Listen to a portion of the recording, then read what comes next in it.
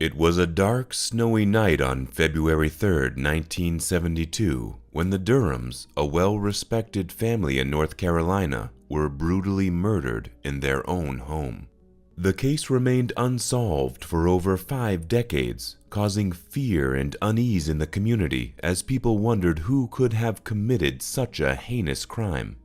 There are some mysteries in this world that seem to be shrouded in darkness, their secrets hidden away from prying eyes and curious minds.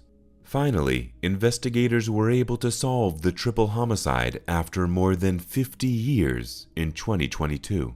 Could this case have been linked to organized crime? How were police able to solve this case?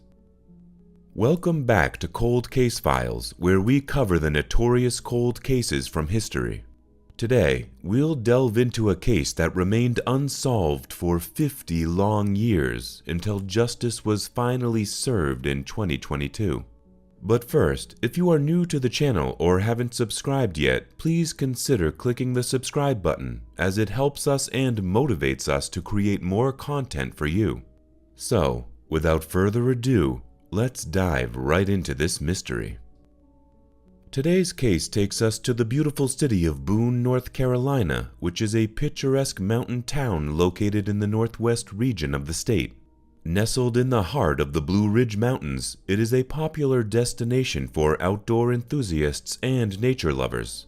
Boone is home to the Appalachian State University, which brings a youthful energy to the town. Visitors can explore the charming downtown area, which is filled with unique shops, restaurants, and galleries.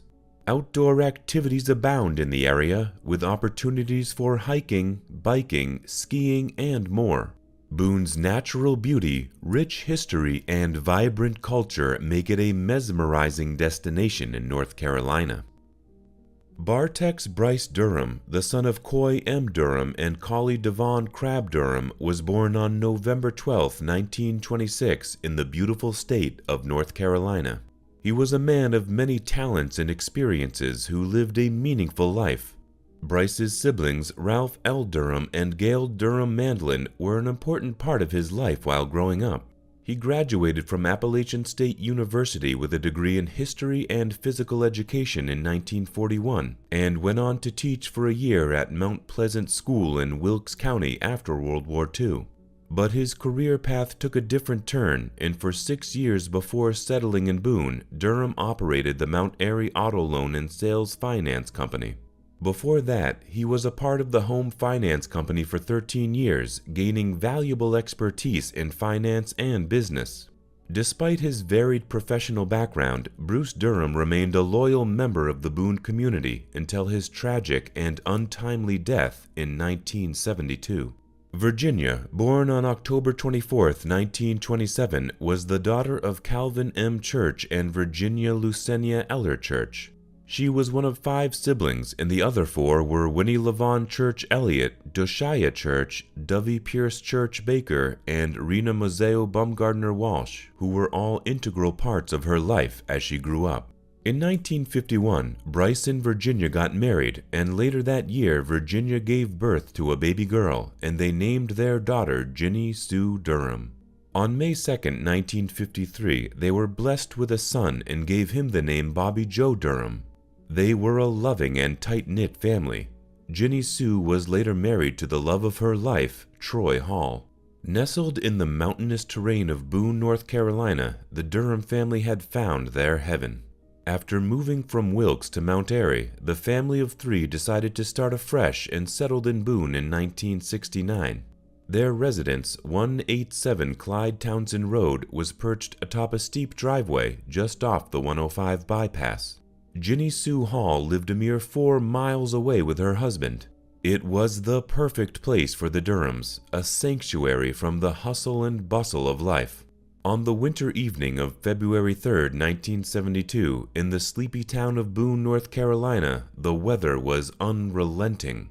The frigid air whipped through the trees, sending snowflakes swirling in a chaotic dance.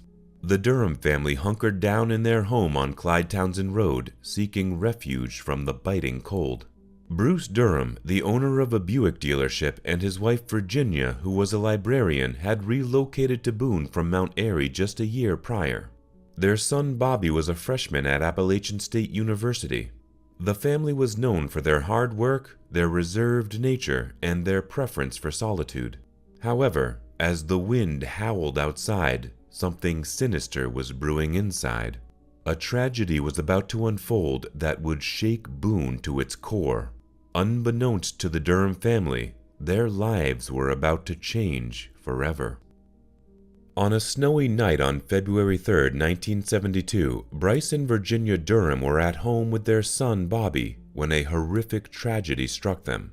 The Hall family sat cozily in their split-level home, at peace and content. But their peace was soon shattered by a phone call that sent shivers down their spines. Virginia Durham's panicked voice on the other end of the line conveyed the urgency of the situation, her voice trembling as she whispered to her son-in-law, Justin Troy Hall, about several intruders who had broken into her home. But before anyone could make sense of the call ended abruptly, leaving Hall wondering if it was just a cruel prank. Despite Hall's doubts about the validity of the call, his wife Ginny was overcome with worry for her family's safety. They hurriedly made their way to the car, which stubbornly refused to start. As the road up to the Durham's house was treacherous, they couldn't make it on foot. Luckily, a neighbor and private detective, Cecil Small, agreed to drive them up there. Ginny remained in the car as Hall and their neighbor Cecil went inside. What they found inside the house was a scene of chaos. The house had been ransacked and the sound of running water filled the air. But as they made their way to the ground floor bathroom, the true horror of the situation was revealed. There in the cramped space lay the lifeless and fully clothed bodies of Bryce, Bobby, and Virginia Durham in the bathtub, their heads submerged and the water still running. The phone line had been ripped from the wall, leaving the house eerily silent. With no other options left, Hall called the authorities at around 11 p.m. from the neighbor's apartment to investigate the gruesome scene before them. In a matter of minutes, a flurry of law enforcement officers arrived, their flashing lights piercing through the dark of the snowy night. As investigators stepped into the Durham home, their eyes scanned the once tidy interior that now looked like a tornado had ripped through it. Drawers were pulled out, clothing was strewn across the floor, and pictures hung at odd angles or lay shattered on the ground. Closets had been ransacked and the furniture was knocked over as if the perpetrators had been searching for something in a frenzied state. The officers' eyes then fell on the torn sofa set where the Durhams had been peacefully enjoying a late-night snack in their favorite TV show. The sight of the chaos and violence left a heavy feeling in the pit of their stomachs, as they knew they were in for a long and grueling investigation. The television still flickered, with 3 half-filled glasses and plates of partially eaten food left abandoned on a coffee table. Further, they noticed something peculiar on the kitchen table, a half-eaten baked chicken, which indicated that the crime happened while the Durhams were enjoying their meal together. At first, it appeared to be a simple robbery gone wrong, but the presence of untouched valuables raised suspicions. A money bag bulging with cash sat undisturbed, a testament to the fact that robbery was not the motive behind the heinous crime. The agents from the North Carolina State Bureau of Investigation knew they had to act fast. They carefully transported the bodies to Chapel Hill for an autopsy. The results were grim, but not surprising. Dr. Paige Hudson, the state medical examiner, confirmed the cause of the Durham's family death. Virginia died of strangulation, while the 2 men had been strangled and drowned. As the investigation into the Durham family murders began, agents from the North Carolina State Bureau of Investigation descended upon the Durham residence, determined to uncover the truth behind the brutal murders. With precision and determination, they combed through every inch of the house, carefully cataloging every clue and piece of evidence they found. As the investigation deepened, the team grew, swelling to 7 or 8 agents by Saturday morning. But that was only the beginning. To unlock the secrets of the crime, they called upon the expertise of 2 top physicists from the State Crime Laboratory, who arrived in Boone late Saturday night to join the hunt for answers. For hours, they pored over the evidence, piecing together the clues and working tirelessly to unravel the mystery of the Durham murders. As the investigation proceeded, witnesses came forward with vital information. One eyewitness reported seeing a green and white SUV leaving the Durham's residence just after 10:30 p.m. that fateful night, but the vehicle disappeared in seconds. The North Carolina Highway Patrol launched a search for the SUV and found it abandoned on the side of the road a few miles away. The engine was still running, windshield wipers slapping against the snow, and doors firmly closed. The investigators realized that the killers had used the SUV as their escape car. It was later discovered that Bryce Durham had taken the SUV from his dealership to get home in treacherous weather conditions. As the police searched the car, they found a bag of silver, presumably taken from the Durham residence. It was a pivotal clue, and investigators hoped it would lead them to the perpetrators of this heinous crime. The investigation into the Durham murders was a tough journey through the murky waters of suspicion and speculation. The list of possible suspects was long and winding, with multiple twists and turns along the way. Justin Troy Hall, the estranged son-in-law of Bryce and Virginia Durham, was among those scrutinized by authorities. A group of men from Asheville also came under the microscope, arrested and charged in connection with the killings, only to be set free due to a lack of evidence. Rumors and whispers of a contract killing hung heavy in the air, fueled by the precision of the knots used to bind the victims. But as the years rolled by, leads became cold. The Watauga County Sheriff's Department, Boone Police Department, and North Carolina State Bureau of Investigation all toiled tirelessly. Yet the trail grew colder with each passing day. It seemed as though the answers to this brutal crime would forever remain a mystery. For over 45 years, the Durham triple murder case remained an unsolved mystery, with leads drying up and investigators struggling to piece together the clues. But in 2019, a glimmer of hope emerged after a conversation between a man named Shane Burt and a sheriff's deputy in Georgia. Shane Burt was the son of a suspected killer, Billy Sunday Burt, who died in prison in 2017 while serving a life sentence for 3 murders that he committed in the 1970s. Shane Burt was helping with research for an upcoming book by Phil Hudgens when he shared a shocking story his father had once told him during a prison visit. A story of murder and mayhem that took place in the snowy mountains of North Carolina.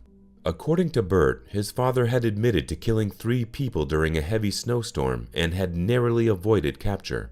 The news sent shockwaves through the White County Sheriff's Office, which immediately reached out to their counterparts in the Watauga County Sheriff's Office to share the information. This conversation led to a renewed investigation into the Durham murders case and brought new hope for justice for the victims and their families. The wheels of justice never stopped turning, and in the case of the Durham murders, they turned slowly but towards the truth. With new leads to follow, investigators wasted no time in tracking down Billy Wayne Davis, a known associate of Billy Burt, who was already serving a life sentence in Georgia for his previous crimes. The Sheriff's Department conducted 3 separate sessions in September 2019, October 2020, and August 2021, spanning 2 years, each one with a crucial piece of the puzzle in determining who was responsible for the heinous crimes. It was the corroboration of evidence from these interviews, as well as from 2 other sources, that finally led to the revelation of the truth.